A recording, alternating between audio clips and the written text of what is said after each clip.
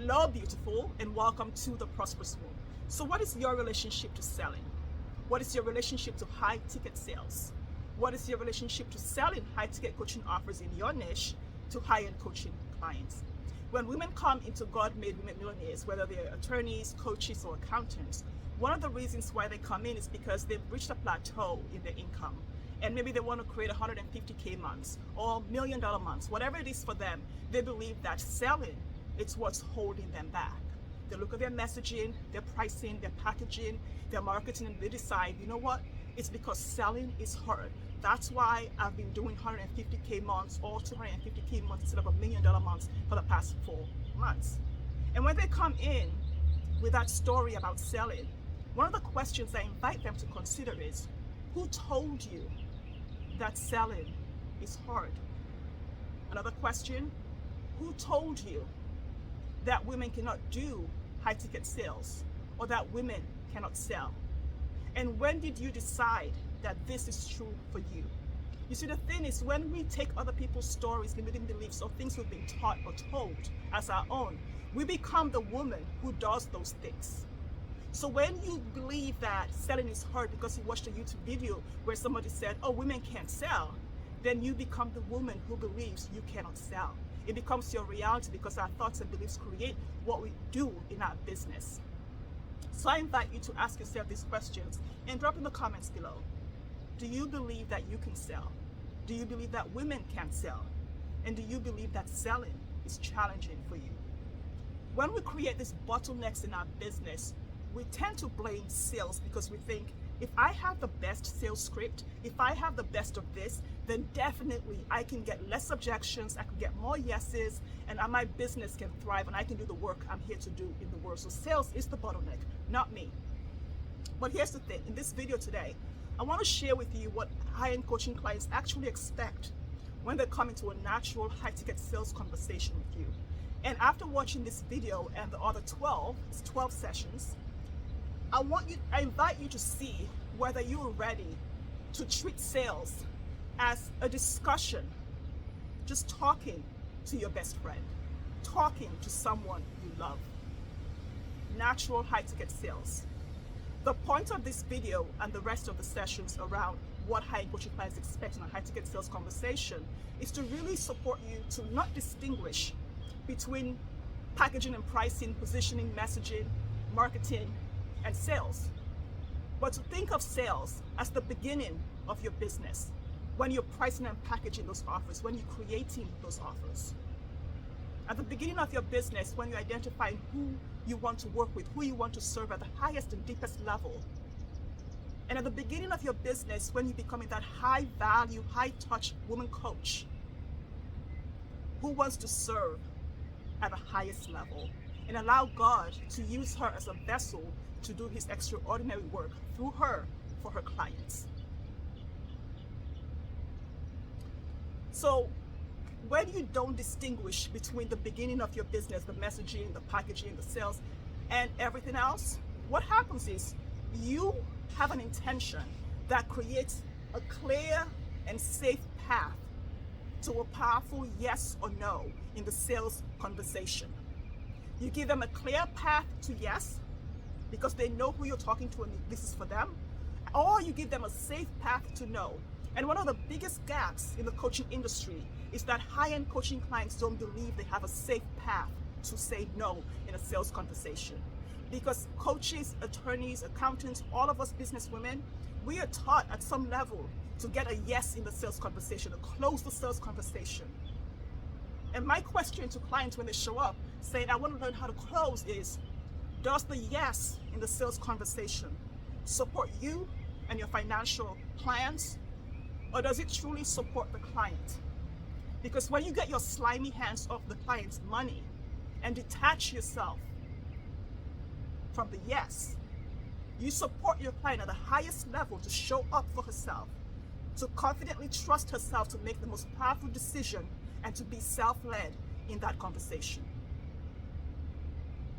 Where you show up as the leader in the sales conversation and guide your client to the best decision of her life, of her relationship, of her health, of her business. So let's dive in. We're going to talk about what high-end coaching clients expect in a high-ticket sales conversation, in a natural high-ticket sales conversation, without the secrets, the hacks, the tips, and the scripts, okay? The good thing, the best thing about high-end coaching is that it's a depth game. So you get to create a simple and profitable, intentionally small boutique coaching business where you're working with a handful, maybe 10 or less high-end coaching clients. And when you do that, the first step that I invite you to consider is thinking about your client as a person. Not as a group of clients that you're going to find or attracting or whatever, but as a person. She's not just someone who wants the results that your coaching offer offers. She's not just someone who wants to co-create that output, that outcome. She's a human being with real desires, real needs, and a life. So we show up in whatever niche we are, and we understand the whole woman. You know, a lot of times people think I came out of the womb doing business coaching, selling $250,000 coaching offers. No, I was selling $37 ebooks. I had to hire a high-ticket coach. I had the biggest investment I had ever done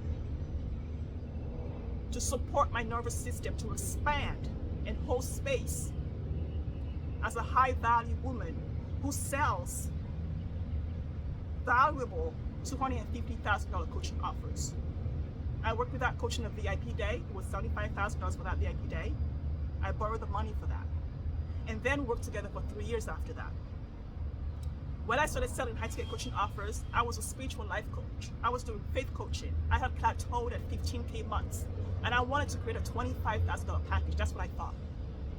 But what I saw, the perspective I got, the shift I got in that coaching in the first day, was that I had stuffed a $100,000 coaching offer into a 10K package, a 15K package, because I was scared to sell that as a spiritual life coach.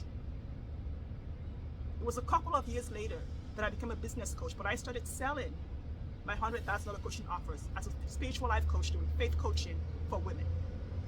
So you don't need to be a business coach to know high-ticket sales. You don't need to be a business coach to do what we're doing here today. This is for you in any niche or non-niche, doing any work that you do with your clients, okay? So when you understand the whole woman, what happens is your client comes in expecting for you to not fix something. She's a self-led, powerful, high-end coaching client who knows what she wants. And she also knows that the thing she wants affects every area of her life. So she expects to have a conversation. She expects in your messaging, in your pricing, in your packaging, positioning, and marketing to share what affects the whole woman, to provide value and transformational insight for the whole woman. Because when you focus on the one thing that you do, you fix a pain. And high-end coaching clients are not here for pain. They're not here for the pain to be fixed. They're looking for trust, intimacy, a deeper connection that creates a beautiful relationship. And relationships sell high ticket. Relationships sell high ticket. And not every relationship leads to a yes in the sales conversation. There has to be a clear space, a safe space for the no, because that no becomes a collaboration 2 years later. It becomes a referral tomorrow. It becomes a JV next week. So everything leads to a sale, but not a yes right now. Let's dive in. What does understanding your high-end coaching client mean for the messaging, the packaging, the pricing, and especially the natural high-ticket sales conversation? What does she want? You're a health coach, a life coach, a parenting coach, a business coach, a mindset coach. What does your client want? The high-end coaching client, the self-led high-end coaching client, not just the person who's high-paying or is high net worth. High-end coaching client. What does she want? Why does she want it? Why does she want it? And here's the kicker. This is the part that many of the clients who come into the Prosperous Swarm are not thinking about when they're creating the offer, the messaging, the packaging, or having in the sales conversation, is what has she made not having that thing yet mean about her? What has she made not having that result in her life mean about her life, her relationship, her career, her business, her marriage, her parenting, and everything? For example, if you're a divorce coach or a bounce back coach, what has your client, what has she made not being able to save her marriage mean about her? What has she made not being able to have intimacy and communication with her husband mean about her? What has she made it mean about her as a mother, as a wife, as a daughter, as a businesswoman, as an attorney, as whatever she is in her life? Where is it affecting and showing up in her life because of what she made it mean in her life? You need to understand that. Let's say that you're a parenting coach. What has the mom made not being able to communicate with a teenage daughter mean about her as a mother, as a woman, as a daughter, as a wife, as a human? And how is it affecting her career, her bottom line, how she sees herself, and her health?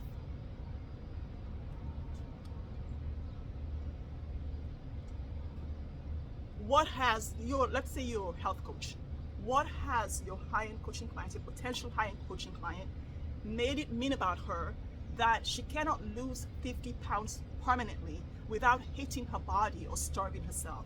How is that showing up in her business, in her communication, in her personality, in her career? How is it affecting her employer's bottom line in their business? How is it affecting her marriage? How is it affecting her daughters? How does it affect her self-esteem? How is it affecting her being promoted at work, or her raising her prices in her coaching, her business, or in her accounting firm, or in her legal firm? How is it showing up? What has she made it mean about her? If you're a business coach and your client comes to you, they've been plateaued at 50K months and they want to make 200K months, what have they made that mean about them when they're on social media seeing everybody making $8 million a day, 6 million in 30 seconds? How is it showing up in their marriage when their spouse is saying, when are you going to start making money? When is this going to break even? How is it showing up in her parenting? How is it showing up in her relationship to herself and others, and in her health, in her business, and how she works with her clients? What about you as a fertility coach or hormonal imbalance coach, and your client is 45 years old and single, and the only thing she's ever wanted is to have a baby, and she's made it mean so much about her because everybody around her says to her, why don't you just adopt a baby? There's so many babies who need love, just adopt one of them. What has she made it mean about her that her body has not been able to have a baby? You need to understand that before you get into the sales conversation. You understand that in your messaging, your marketing. She's selfless, she's powerful. It's not just fixing a pain. So once you understand what not having this means to them, what they've made it mean about their life and everywhere else in their lives, then we'll look at what they've made it mean to get it. So what do they believe would happen for them in their lives, their businesses, their relationships, everywhere, their marriages, where they have the thing, they lose the weight, have a baby, make 200K months, have $1 million a month? What have they made that mean? How do they think life is going to change? What magic bullet do they think that is going to show up for them in their life and make everything perfect for them? What are they thinking they will feel like? And what will the future look for them when they have that in their life? Understand that. You never need a script when you understand who you're talking to, why she wants what she wants, and why now is the time she wants it. So let's think about this. When you understand what she wants, why she wants it, and what is, all the meanings she's giving to this thing, how does she want to buy? What is her favorite buying experience?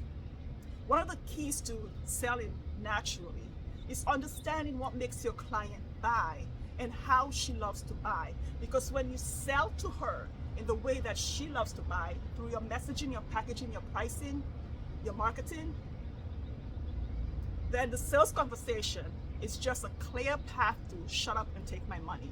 I already know what I need to know. So on your application page for your sales calls, does she know the investment to work with you?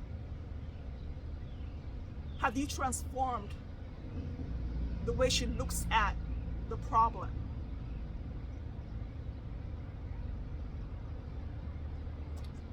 Do you understand why she's willing to afford $250,000 to work with you?